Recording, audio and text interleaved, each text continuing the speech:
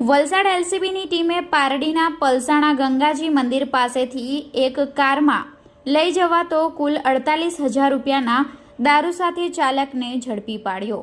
Valsad એલસીબીની team જિલ્લા હદ વિસ્તારમાં પ્રોહિબિશન સહિતના ગુનાઓ શોધી કાઢવા માટે પેટ્રોલિંગમાં ફરી રહી હતી, જે દરમિયાન વલસાડ એલસીબી ટીમને બાતમી મળી હતી કે એક ગ્રે કલરની નિશાન ટેરેનો કાર નંબર GJ21AH4903 માં ચાલક દમણથી ગેરકાયદેસર દારૂનો જથ્થો ભરીને ગંગાજી રોડ થઈ રેમન્ડ કંપની પાસેથી થઈ નેશનલ હાઈવે થઈ સુરત તરફ જવાનો છે, જે બાતમીના આધારે વલસાડ એલસીબીની ટીમે વોચ ગોઠવી કારને ઝડપી પાડી હતી। પોલીસની ટીમે કારમાંથી કુલ 480 નંગ વિદેશી દારૂ, જેની કિંમત 48,000, ટેરેનો કારની કિંમત 3 લાખ, એક મોબાઈલ ફોન મળી કુલ 3,53,500 રૂપિયાનો મુદ્દામાલ કબજે લઈ